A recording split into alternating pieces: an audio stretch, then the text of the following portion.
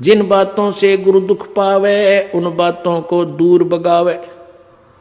उनको फेंक देते, कितना अच्छा लगता, छोड़ दे उन सब चीजों ने। अब जैसे शुगर के मरीज को अब मीठा तो अच्छा लग गया उसने, और डॉक्टर कहे भाई शुगर तो मरीज ये मीठा नहीं खाएगा, ना मिठाई ना चीनी, और वो फिर भी डॉक्टर की आज्ञा का पालन नहीं करता तो मरेगा फिर, और क्या इलाज है। तो चीनी मीठी तो लग रही है, इसमें कोई शक नहीं, मीठी भी है, लेकिन उसके लिए विष है। तो ऐसे ही भक्ति मार्ग में गुरु जी की आज्ञा का पालन ना करना विष के तुल्य है, आपकी भक्ति को नष्ट कर देता है।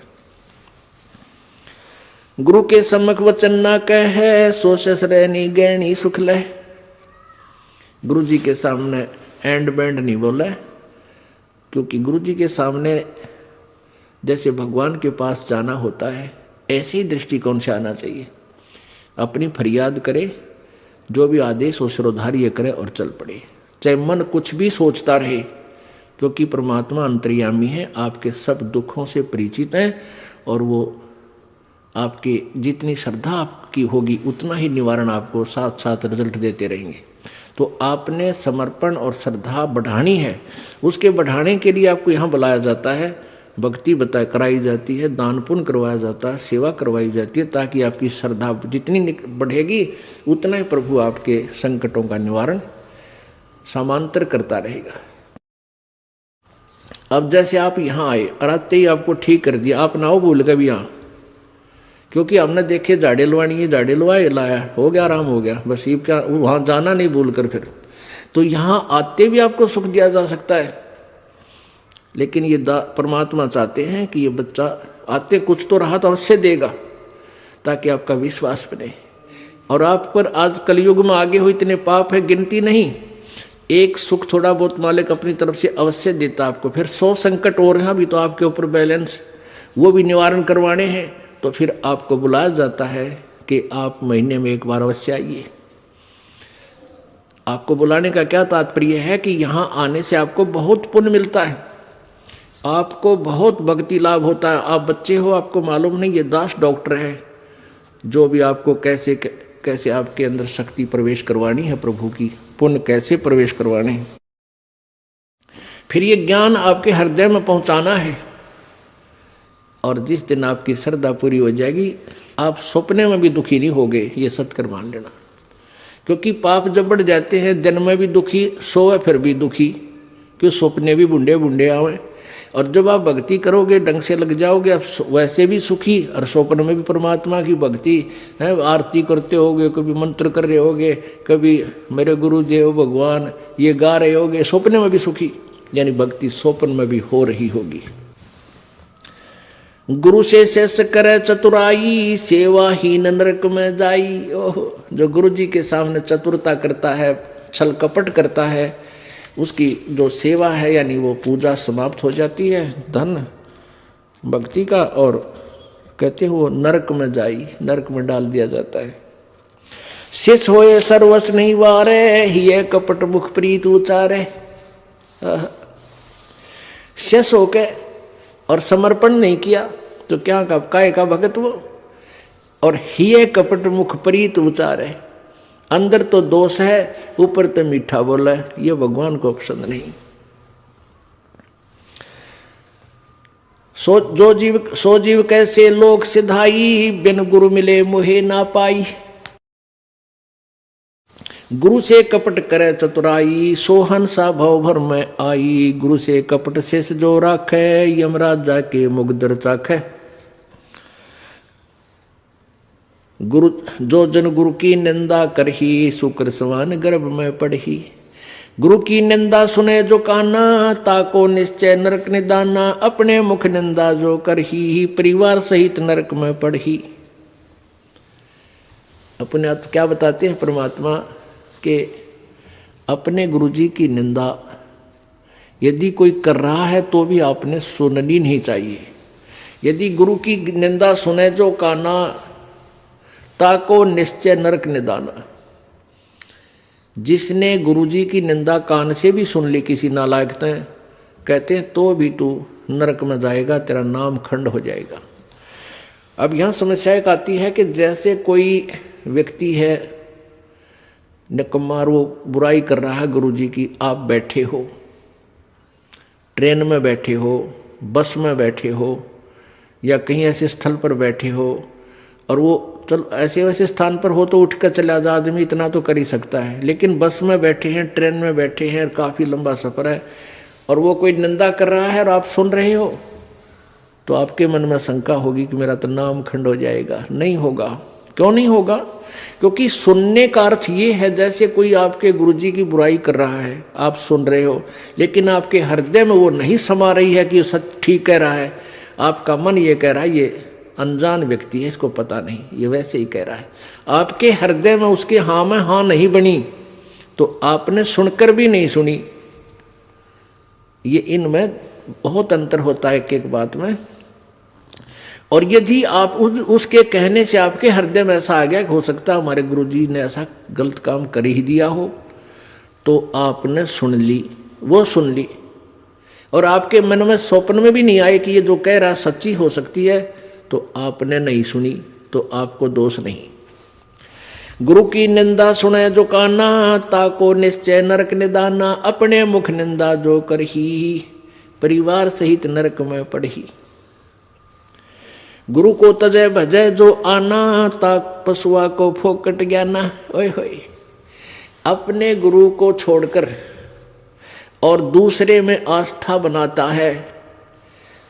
अब जैसे आप किसी भी कोई भी आपको इस भक्ति मार्ग का ये ज्ञान दास से सुनकर आपको कोई सुना रहा है भक्त, और आपकी श्रद्धा उस भक्त में हो जाती है, वो हो तो बहुत अच्छा है, बहुत प्यारा है, उससे के चरण छूने लग जाए, उसी के ऊपर आसक्त हो गए, तो आपका गुरुजी से नाम खंड हो गया। इस दृष्टिकोण से परमात्मा कहते हैं गुरु को तजय भजय जो आना, ता पशुआ को फोकट ज्ञाना।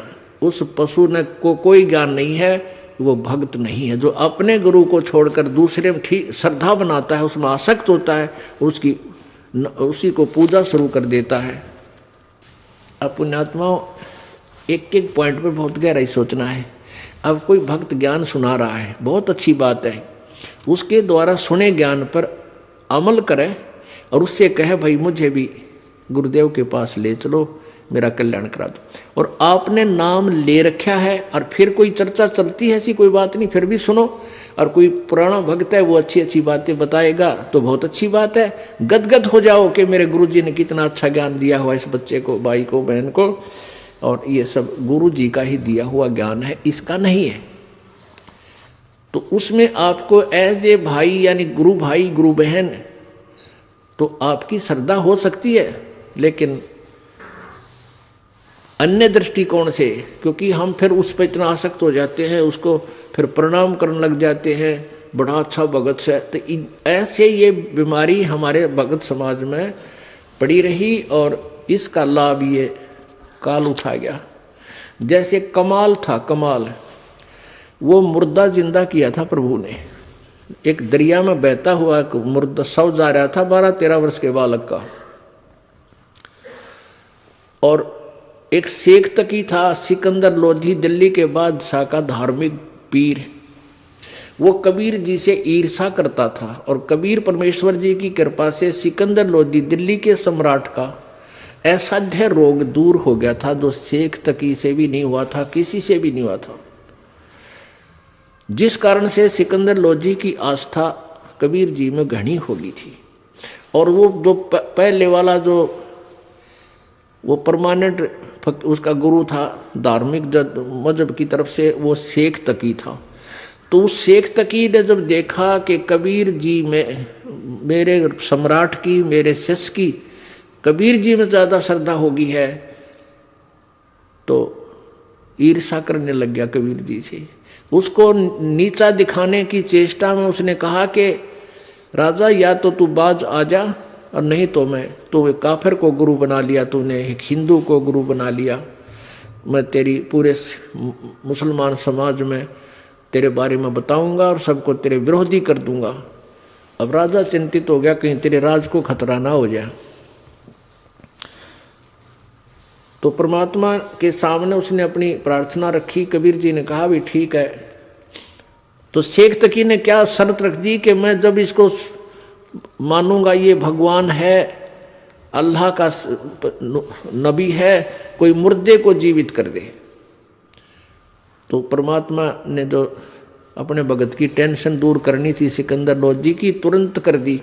जिस दरिया के किनारे वो खड़े थे वहीं पर एक मुर्दा बच्चे का शव बहता हुआ आ गया। कुछ कबीले ऐसे होते हैं, ना तो वो गाड़ते जमीन में, ना सभा करते, वो जल प्रवाह कर देते हैं। मृत्यु होने के बाद के पशु जीव जंतु इसके शरीर का मांस खा कर दुआ देंगे। ऐसे सुसज्जित एक बना करके प्लेटफार्म सा, फ्लोट सा, एक घास फूस का जो तैरता रहे ऐसा बना देते हैं, बेड़ा सा, उसके ऊपर शव को लुटाकर और चलता कर देते। तो उसी समय वो लड़के का शव आ गया। परमेश्वर कबीर जी ने अपनी शक्ति से उसको जीवित कर दिया था। तो सभी ने कहा कमाल कर दिया, कमाल कर दिया। उसका नाम कमाल रख दिया और उस बच्चे को अपने साथ अपने बालक रूप में, शिष्य रूप में रख लिया।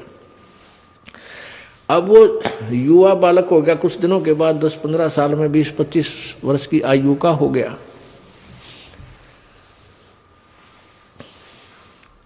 तो वो परमात्मा से ज्ञान सुनकर, कबीर जी का ज्ञान सुनकर वो भी ज्ञान औरों को सुनाने लग गया। जैसे बताते हैं भक्त, आप भी बताते हो और भी बताते हैं।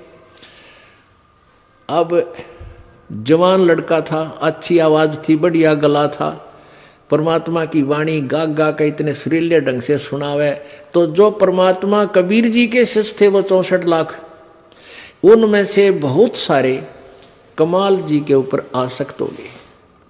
ओहो कमाल तो भाई कमाल है, तेरा नाम भी कमाल, तेरा काम भी कमाल, और भाई तो गुरु जी से भी बढ़कर हो गया। ओहो आप तो गुरु जी से भी अच्छी जो है ना ज्ञान सुनाते हो।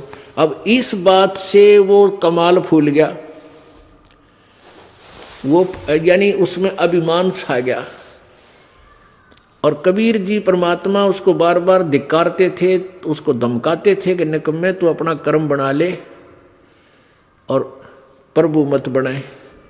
लेकिन ये प्रभुता की भूख इतनी बुरी होती है, जीव नरक जाना स्वीकार कर लेगा, प्रभुता छूटे नहीं। कहते हैं राज तजना सहज है, सहज त्रिया का नेह, और मान बढ़ाई ईर्षा दुर्लभ तजनाई। और जब तक ये नहीं तजे जाएंगे इतना भगवान नहीं मिले।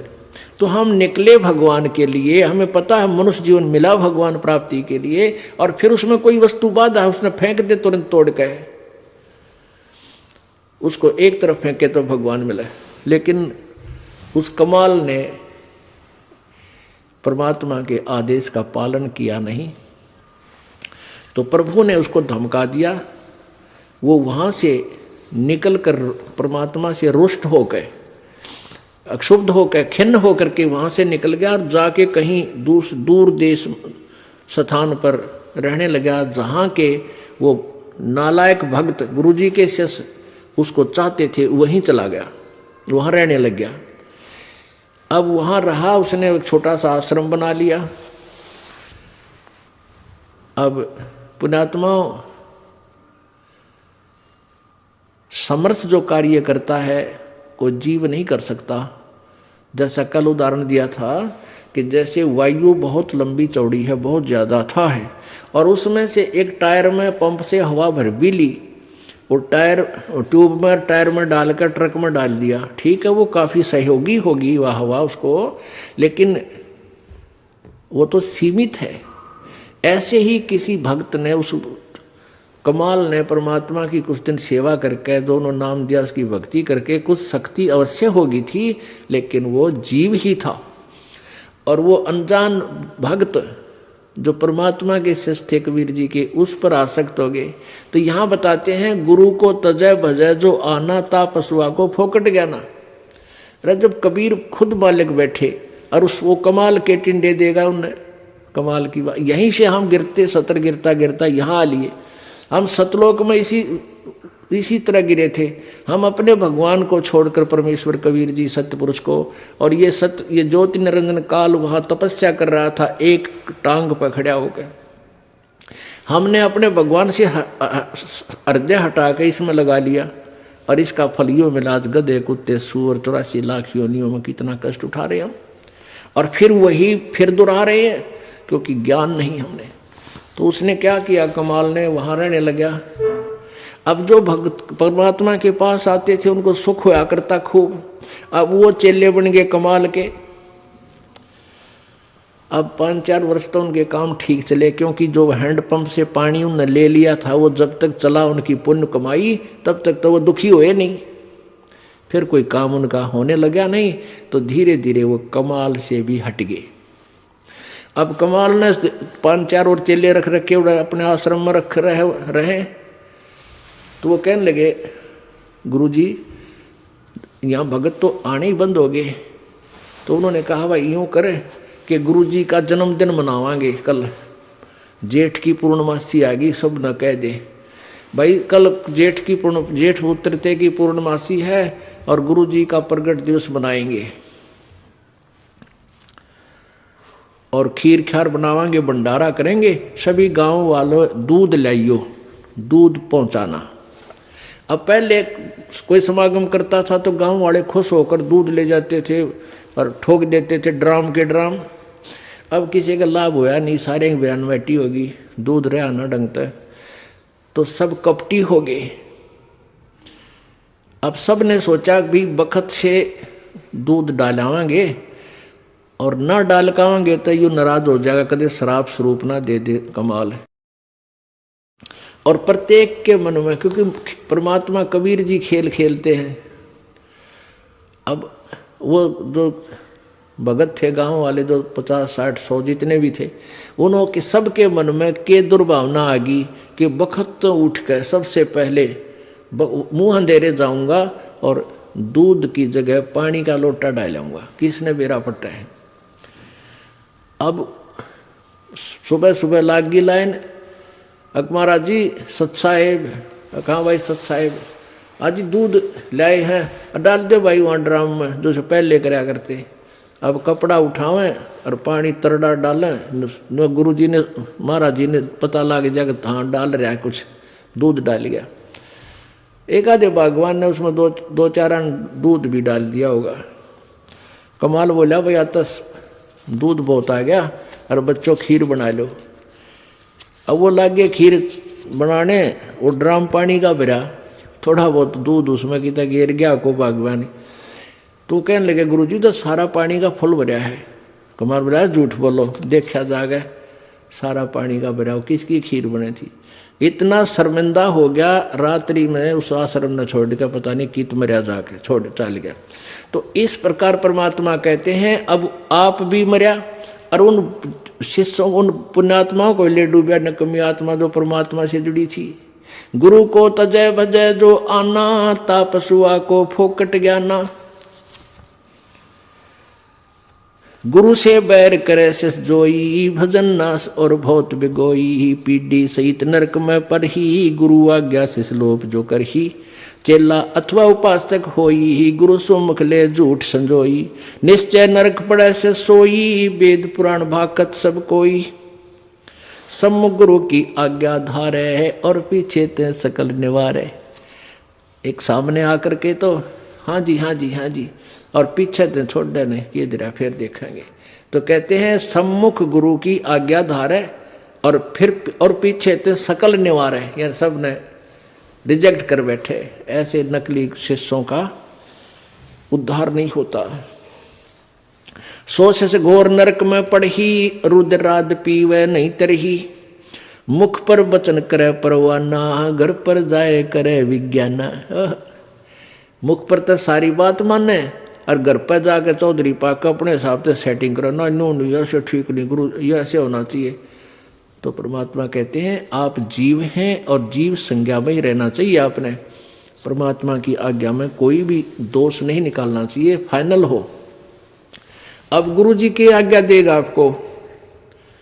हम क्या आज्ञा देते हैं भाई, बीड़ी मत पीना, शराब मत पीना, तम्बाकू मत पीना, बुराई ना करना, चोरी मत करियो, रिश्वत मत लेना, भगवान पर विश्वास रखना, भक्ति करना, आनुपाशा मत करना। और ये सारी ही ना करने की है। और ये आज्ञा पालन करने की है। और ये भी नहीं करोगे फिर भगत कैसे।